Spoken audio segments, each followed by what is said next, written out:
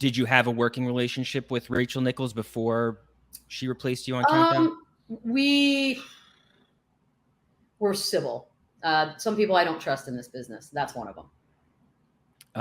After she had audio leaked from a private conversation and was subsequently fired by ESPN, you not so subtly tweeted that karma is a bitch. Yes, it is. Do you think that Rachel Nichols personally influenced your departure from Countdown? Yeah, I do. Okay. I mean, look, she ultimately is not that powerful, but I think some of the narrative that was being allowed to be played out, like specifically in the New York Post at the time, you know, I knew where it was coming from. We all knew where it was coming from, and it wasn't being stopped, which is unfortunate.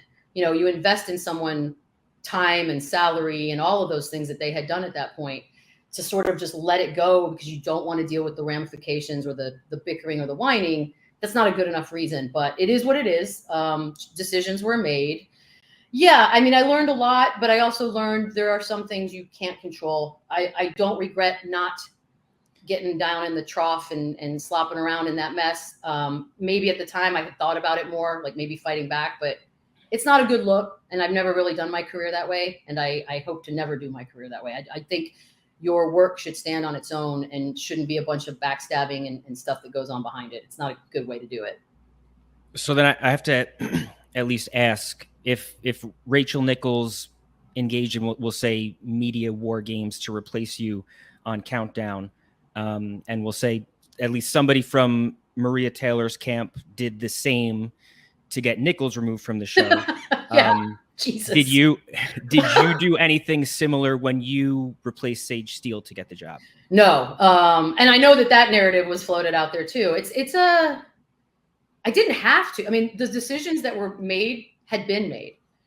What happens is, what I've learned now is that depending on what side of that story you are, you sort of can now go out and play that. So you can play the victim card if that behooves you.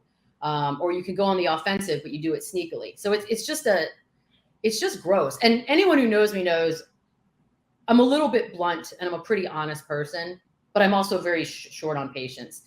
All of these games, it feels filthy. Like, it feels dirty. And I loved the job. Like, I loved doing NBA Countdown. It was a dream gig. And when my new contract was coming up, that was a big part of the selling point, was like, do you want to host NBA Countdown? That's going to be something you can do. I was like, absolutely. It was a dream job at the time.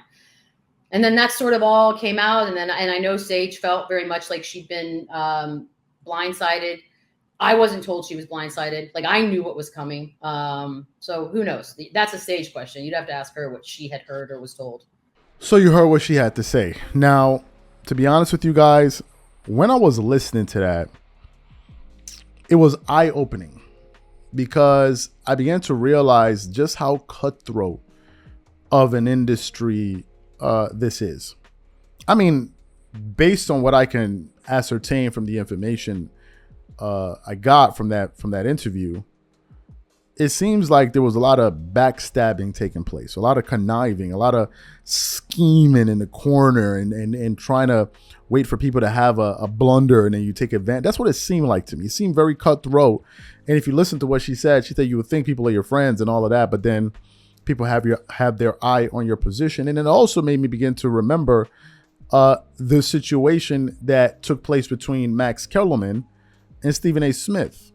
Stephen A. Smith was very, very cold about his approach to Max Kellerman. And even after being the sole reason Max Kellerman was removed from ESPN First Take, he then came out, he still comes out today, talking about how Max wasn't this, how Max wasn't that, how he wasn't qualified, how he didn't rate well on all of these different things. And I'm like, man, this is a pretty dirty game.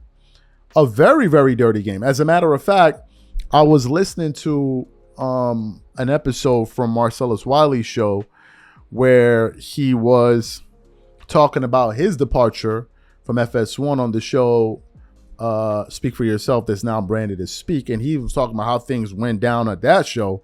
And I'm like, the reoccurring theme here is like, man, people will do anything to be in a position of power and get one of these jobs. Now, for those of you who are unaware, if you can get one of these top jobs in this in this industry, they'll pay you well.